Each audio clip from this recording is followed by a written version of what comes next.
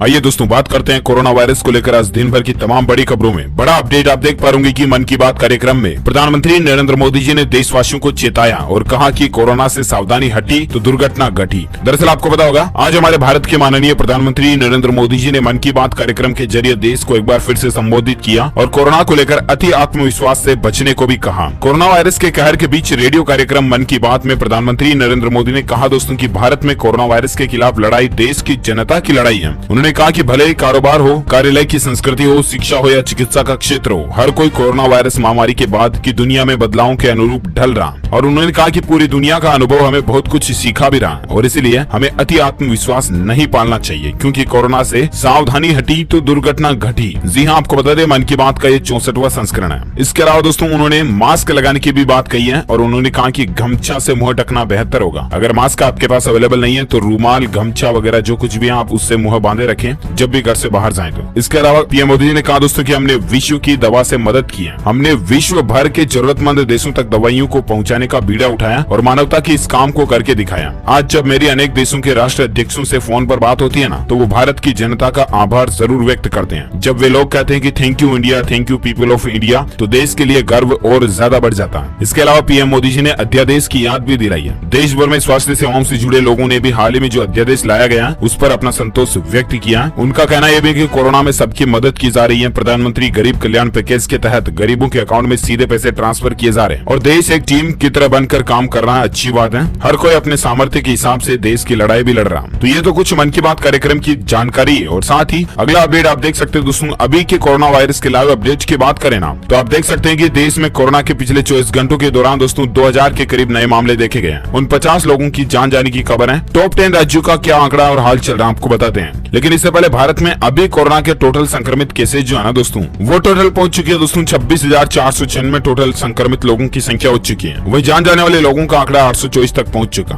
अलग अलग राज्यों की बात करें टॉप 10 राज्यों की तो सबसे ज्यादा महाराष्ट्र में ये केस चल रहे हैं। महाराष्ट्र में सबसे अधिक कोरोना का कहर देखने को मिल रहा है। महाराष्ट्र में कोरोना वायरस के कुल 9,027 पॉजिटिव केस मिल चुके हैं। इनमें से 1,076 लोग पूरी तरह से स्वस्थ हो चुके हैं जिनको हॉस्पिटल से छुट्टी दी गई है। इसके अलावा 323 लोगों की जान जाने की खबर महाराष्ट्र में है। वहीं दोस्तों राष्ट्रीय राजधानी दिल्ली की बात करें तो दिल्ली में भी कोरोना के संक्रमण का मामला बढ़ रहा है। राजधानी में कोरोना वायरस के अब तक टोटल 3,548 मामलों में 2,625 एक्टिव केसेज हैं। कोविड-19 महामारी से जहां दोस्तों 54 लोगों की मौत हो चुकी है वहीं 869 लोग दिल्ली में पूरी तरह से स्वस्थ भी हो चुके हैं। बात करें तमिलनाडु की तो यहाँ पर मरीजों की संख्या टोटल 2804 हो चुकी है। मध्य प्रदेश में दोस्तों टोटल मरीजों की संख्या 2405 हो चुकी है। बिहार में अब तक 291 मामले सामने आए हैं। उत्तर प्रदेश में कोरोना वायरस के टोटल 2081 केस देखे गए। राजस्थान राज्य की बात करें तो यहाँ पर 2609 मामले सामने आ चुके हैं। गुजरात में दोस्तों 3486 टोटल लोगों की संख्या हो चुकी है कोरोना वायरस से संक्रमित है। वहीं पश्चिम बंगाल में 734 और आंध्र प्रदेश में 1263 टोटल मामले सामने आ चुके हैं। अच्छा, ये तो रहा कोरोना का अलग अलग राज्यों को लेकर लाइव स्टेटस आप देख सकते हैं। उत्तर प्रदेश में दोस्तों पिछले 24 घंटों में 177 नए मामले देखे गए और 1793 तक आंकड़ा पहुंच चुका।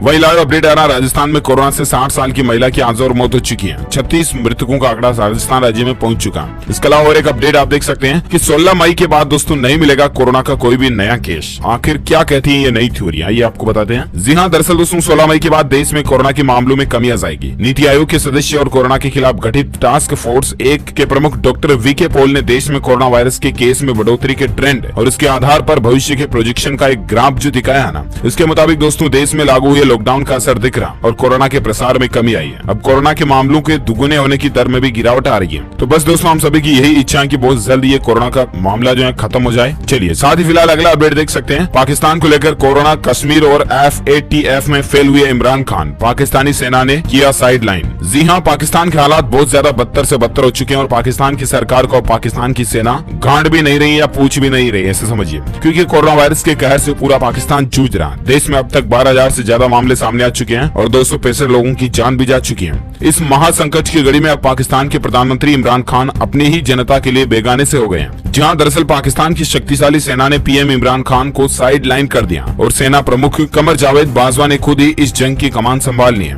पाकिस्तान में कोरोना वायरस से जूझ रहे डॉक्टरों को एक तरफ किट नहीं मिल रही है और वे प्रदर्शन कर रहे हैं, वहीं दूसरी ओर सिंध सरकार और इमरान खान सरकार के बीच भी तलवारें खिंच गई हैं। कोरोना वायरस से इस जंग में इमरान खान के कड़े फैसले लेने और वायरस के प्रसार को रोकने के लिए लॉकडाउन करने में असफल रहने के बाद सेना प्रमुख ने इमरान खान को साइडलाइन कर दिया और अपने हाथों में ये सारी जिम्मेदारियां संभाल ली। फाइनेंशियल टाइम्स की रिपोर्ट के मुताबिक दोस्तों 22 मार्च को इमरान खान ने कहा था कि उनकी सरकार देश में लॉकडाउन नहीं करेगी। उनका तर्क था कि इससे गरीब लोग खाए बिना मर जाएंगे। इमरान के इस ऐलान के 24 घंटे बाद ही पाकिस्तानी सेना के प्रवक्ता मेजर जनरल बाबर इफ्तिकार ने घोषणा की है कि सेना देश में शटडाउन करने पर विचार करेगी ताकि कोरोना वायरस के प्रसार को रोका जा सके।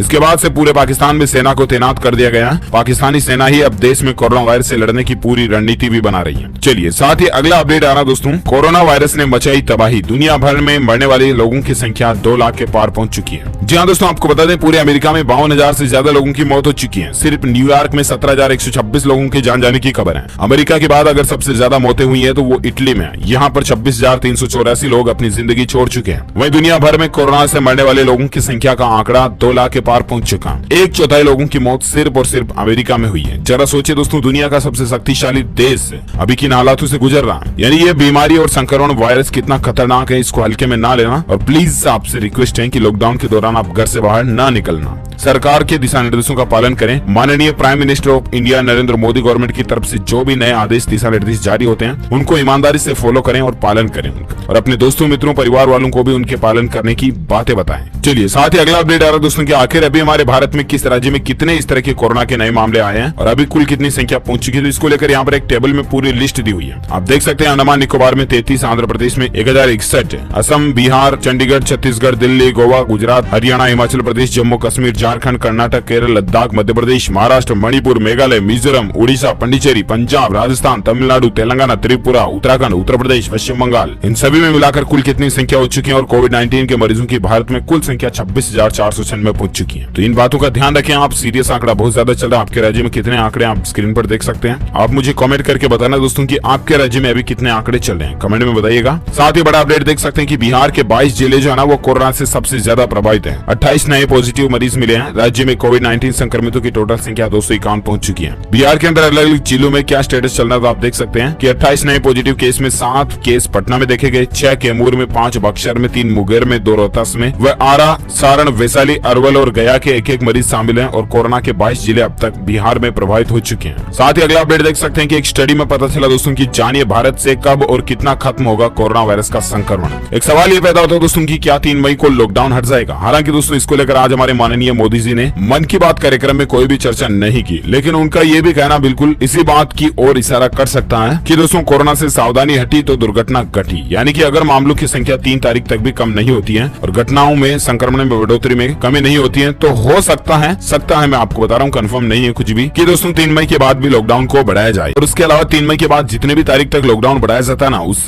दरमियान हम सभी को दिल से मिलकर ईमानदारी से लॉकडाउन का पालन करना, ध्यान रखिएगा। अच्छा, ऐसे में हम बात कर रहे थे दोस्तों कि आखिर एक स्टडी में क्या बात का खुलासा हुआ कि कोरोना वायरस का संक्रमण का प्रभाव भारत में कब खत्म हो सकता है। तो दरअसल पूरे देश में 3 मई तक तो लॉकडाउन है और ऐसे में ये सब जानना चाहते दोस्तों कि आखिर कोरोना वायरस का खात्मा कब होगा, भारत से इसका अंत कब होगा। तो सिंगापुर के एक संस्थान ने दुनिया में कोरोना वायरस को लेकर चल रहे आंकड़ों का विश्लेषण करके ये बताया दोस्तों कि किस देश में कोरोना वायरस कब और कितना खत्म होगा। ऐसे में भारत की रिपोर्ट क्या कहती है ये आपको बताते हैं। तो दरअसल दोस्तों Singapore university of technology and design SUTD के रिसर्चर्स ने दुनिया के 131 देशों के आंकड़ों की गणना की है, कैलकुलेशन की है, जहां कोरोना वायरस लोगों को सबसे ज्यादा परेशान कर रहा है। और ऐसे में दोस्तों SUTD के शोधकर्ताओं ने इसके लिए susceptible infected recovered epidemic model SIR की मदद से आकलन भी किया। इन्होंने दुनिया भर के कोरोना वायरस मरीजों का आंकड़ा over world in data website से लिया है। दुनिया भर से कोरोना वायरस का संक्रमण 29 मई तक 97% खत्म हो जाएगा, लेकिन 100% खत्म होने में इसे 8 दिसंबर तक का समय लगेगा। ये राहत की बात है दोस्तों कि मई एंड तक कोरोना वायरस का संक्रमण 97% तक खत्म हो जाएगा। SUTD के शोधकर्ताओं ने फिलहाल दोस्तों 28 देशों में कोरोना वायरस के खत्म होने की लिस्ट जारी की है और इन देशों में शामिल है Bharat, Australia, Singapore, Pakistan, Japan, Canada समेत दुनिया के 28 देश शामिल है। आइए आपको बताते हैं कि दुनिया के किस देश से कब खत्म होगा कोरोना वायरस। तो इसको लेकर स्टडी कहती है दोस्तों कि सिंगापुर में 4 जून को खत्म हो जाएगा, सऊदी अरब में 21 मई को, अमेरिका में 11 मई को, इटली में 7 मई को, कतर में 26 जुलाई को, नाइजीरिया में 19 जून को कोरोना वायरस के संक्रमण के खत्म होने की संभावना जताई जा रही है। वहीं इस स्टडी के अनुसार दोस्तों भारत में इस कोरोना वायरस का अंत जो है ना वो 21 मई तक होने की संभावना है। 21 मई तक कोरोना वायरस के 97% प्रतिशत मामले भारत से खत्म हो जाएंगे। ये डेटा, आंकड़ा और ग्राफ एनालिटिक्स सर्वे भी आप देख सकते हैं। चलिए साथ ही अगला अपडेट आ रहा कि यदि बदला कोरोना वायरस का स्वरूप तो फिर बढ़ सकती है समस्या। 6 महीने तक हमें दोस्तों इस पर पैनी नजर रखनी होगी। इसके अलावा सोशल डिस्टेंसिंग भी आने वाले तकरीबन 6 महीने साल भर तक हमें बनाए रखनी होगी, क्योंकि आज पूरी दुनिया वैश्विक महामारी कोरोना से जूझ रही है और भारत भी उससे दो हाथ कर रहा। इसके पहले भी दोस्तों प्लेग, कालरा, हैजा, पोलियो, फ्लू जैसी कई महामारियों ने इंसानों को खतरे में डाला, लेकिन एक समय के बाद टीके और कारगर दवाओं ने कुछ बीमारियों के प्रति मनुष्य में इम्यूनिटी विकसित होने पर उन पर अंकुश भी लगाया। कुछ संक्रामक बीमारियों का वजूद काफी हद तक खत्म हो चुका। जिन बीमारियों के वायरस के स्ट्रेन में बदलाव नहीं होता, उनके प्रति हार्ड इम्यूनिटी विकसित हो जाती है। और जब किसी संक्रामक बीमारी से 60 से 70% लोग संक्रमित हो जाते हैं ना, तो ये देखा गया है कि उसके प्रति लोगों में प्रतिरोधकता उत्पन्न हो जाती है। कोरोना वायरस का संक्रमण भी तेजी से फैल रहा है। फिर भी जिन देशों में संक्रमण से सबसे अधिक लोग चपेट में आए, वहां भी अभी 10 से 20% लोग ही इससे संक्रमित नहीं हुए। कई जगहों पर तो सिर्फ 3 से 5% लोग ही संक्रमित हुए हैं। इसलिए इसके प्रति हार्ड इम्यूनिटी विकसित होने में वक्त लगेगा। फ्लू वायरस अक्सर अपना स्वरूप बदलते हैं। यही वजह है कि फ्लू के लिए हर साल या दूसरे साल अलग अलग टीके बनते हैं। अब ऐसे में दोस्तों अगर ये कोरोना वायरस अपना स्वरूप नहीं बदलता ना, तब तो कोई दिक्कत नहीं है, लेकिन स्वरूप जो बदल देता ना, तो फिर इसमें आगे दिक्कत खड़ी हो सकती है। ठीक है, चलिए अगला अपडेट आ रहा है दोस्तों कोरोना वैक्सीन को लेकर। देख सकते हैं कि जानवरों से निकले वायरस को मारने में उन्हीं की मदद से बन रही दवा। ब्रिटेन में चिंपैंजी से इस तरह का वायरस लिया गया और चीन में बंदरों पर ट्रायल सफल रहा। ये राहत की खबर है कोरोना वायरस की टीके बनाने को लेकर। ओके दोस्तों, तो इसी में ये आज के कोरोना वायरस को लेकर ब्रेकिंग न्यूज, बड़ी खबरें, अपडेट उम्मीद आपको जानने मिली होगी। वैसे आप मुझे नीचे कमेंट करके बताइएगा दोस्तों कि आप कौन से राज्य में रहते हैं और आपके राज्य में अभी कोरोना के कितने मामले चल रहे हैं, ताकि मैं आपके राज्य के समाचार भी आपके मोबाइल तक पहुंचा पाऊंगा। और साथ ही इस वीडियो को लाइक करना, दोस्तों के साथ फेसबुक और व्हाट्सएप पर जरूर शेयर करना।